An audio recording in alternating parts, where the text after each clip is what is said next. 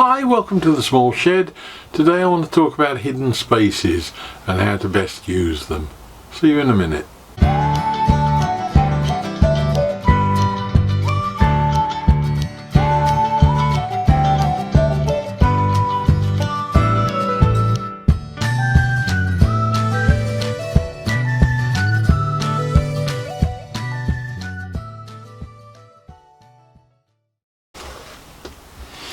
Now, I'm not talking about hiding all your money in a baked bean tin in the kitchen so that people won't find it. This deals with people that are doing DIY in your house, and when you've finished a room you've always got a load of bits left over. Bits of wallpaper that are still useful and you might need them in the future. Fittings, fixtures, floor tiles, wall tiles, things like that. So I just thought I'd pass on a quick, I suppose it's a tip really, of how I approach that problem and put things in a place that I'll be able to find them in the future. So let's just pop in and have a look and see some of the examples in the house.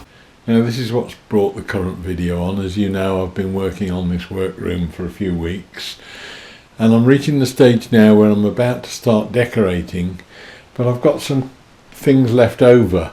I've got some edging strip which I'm only ever going to use in this room, and that's probably far too much anyway, but just in case I need it, there is 5 or 6 meters there,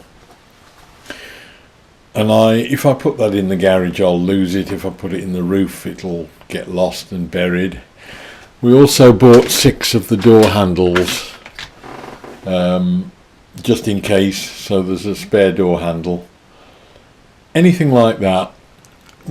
What I've done in this case is to just duct tape it to a piece of card. Now, at the end of this storage unit, where it was scribed to the wall, there is a small gap, and all I'm going to do is just pop that into there.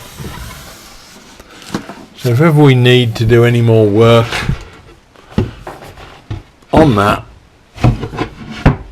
we've got the pieces, but I'll know where to find them. There'll be a problem with the wallpaper leftovers because that won't fit in there, I don't think. There is the possibility that I might be able to get them in under that plinth area there, but we'll find somewhere similar to that. So it's not just that. Have a look in a couple of other rooms. When we did, this is the sort of thing that I'm talking about the need for. There's a little bit of damage here on this from the radiator.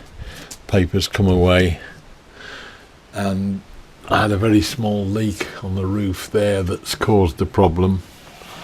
I've got a roll of wallpaper which will do 2 or 3 drops and we'll finish out that whole area if I want to, and that is stored in the light box. I put a housing in under there to take the lights in the vanity unit, but there's an air gap over there above them, and behind that, in that panel, I know there's a roll of wallpaper, and that's not something you're going to get 2 or 3 years down the line. It'll have been discontinued. Similarly, the bathroom, when we did it, there are wall tiles and floor tiles, and they're all in amongst the spiders behind the bath. Don't know what's in that one either. Limestone grout for the ensuite. So all sorts of things like that, just so that you can match finishes. You can just tuck them away. Kitchen's a similar situation. Underneath that plinth is the spare 2 or 3 packs of these floor tiles that we've got, which again, you're not likely to be able to get a replacement even if you could remember where they came from 4 or 5 years down the line. If you had a problem, if you had to break the floor up to do some repair, or if you dropped something and damaged them, anything like that, but we've got the spares if we need them. And also, again, with the wallpaper up above in amongst the spiders, there's a roll of wallpaper in a plastic bag up on top of the units. Similar situation in our bedroom. I took great pains when I was hacking the Malm furniture about to make sure I could maximise the amount of storage I'd got.